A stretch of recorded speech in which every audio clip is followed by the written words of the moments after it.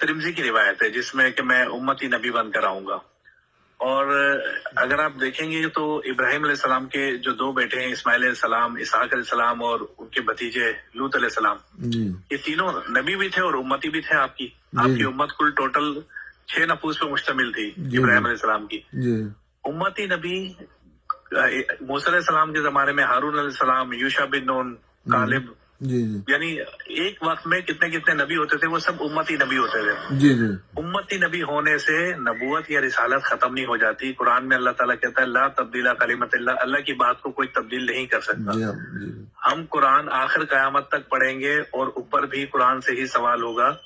تو قرآن میں جب ایک چیز لکھی گئی ہے کہ عیسیٰ علیہ السلام اللہ کے رسول ہیں اور نبی ہیں، تو ان کی نبوت اور رسالت یہ لوگوں نے کیسے چھین لی کہ انہوں نے کہا کہ یہ تو اب آئیں گے تو امتی نبی بن کر آئیں گے، ان میں نبوت والی کوئی بات نہیں ہوگی. نعوذ باللہ ثم نعوذ باللہ. اللہ نے جس کو نبی بنایا اس سے انہوں نے نبوت اور رسالت چھین لی، اور وہ قرآن کو منسوخ کر رہے ہیں ایک حدیث کی، ایک روایت کی روح سے. وہ بھی 5ویں نمبر کی کتاب، 5ویں نمبر کی کتاب سے. میں کہتا ہوں یہ پازیٹیو سائیڈ پہ 500 نمبر کی کتاب ہو پلس 500 پھر بھی انسان کی کتاب ہے نا. بے شک. تو میں اللہ کی بات چھوڑ کے وہ سنوں گا ہی کیوں؟ مجھے نہیں سمجھ آتی. ہاں اللہ اگر علماء کا ہی جی راجہ صاحب، علماء کا ہی ایک پیٹ رول ہے قرآن سے کسی چیز کی درایت کا، کہ درایت النص کیا ہے، دلالت النص کیا ہے، اشارت النص کیا ہے. اسی پیٹرول کے خلاف چلے. ایک آیت سے انہوں نے قرآن کے اللہ کی بنائی ہوئی شخصیت کو انہوں نے ملیمیٹ کر دیا کہ اللہ نے ایک رسول اور نبی بنایا.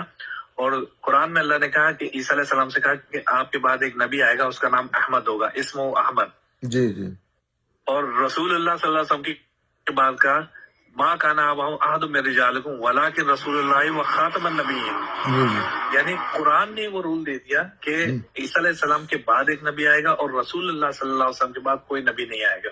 یہاں تو واضح طور پہ منع کر دیا. واضح طور پہ آپ کی بات بالکل صحیح ہے، آپ کی بات بالکل درست ہے کہ آپ نے جو یہ موقف اپنایا ہے بالکل قرآن کے مطابق.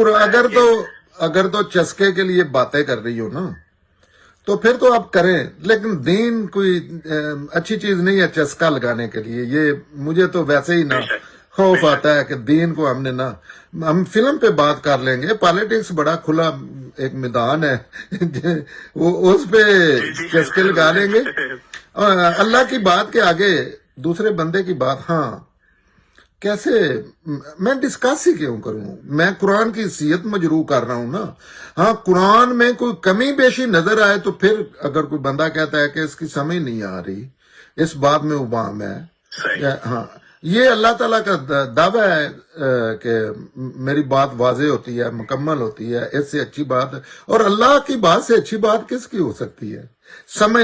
ہر حوالے سے، سمجھنے سمجھانے کے حوالے سے، واضح کرنے کے حوالے سے، کوئی کمی بیشی کے حوالے سے، اس سے واضح کسی کی ہو نہیں سکتی. تو قرآن کنگ ہے دین میں، وہ اختلافات کا فیصلہ کرنے قول فیصل ہے، میزان فرقان مہیمن ہے. میں کیوں مثلا کنگ سے بات کروں گا جس کی پوری دنیا پہ حکمرانی ہے کہ میں اپنے جیسے جو نا علم ناعلم لوگ ہیں ان کی باتیں مانتا پھروں، اور وہ بھی اتھینٹک طریقہ ہی نہیں ہے ان باتوں کے. مثلا ذنی علم پہ میں کیوں باتیں کرتا پھروں؟ ظاہر ہے انفارمیشن کے لیے ٹھیک ہے، کسی نے دینی ہے دے دے، لیکن میں تو وہاں بات ختم کر دوں گا. ہاں قرآن کی آیت کو رد کریں گے پھر اس پہ بھی شاید بات ہو جائے کہ قرآن میں تو وہ واضح ہی نہیں کچھ چیز.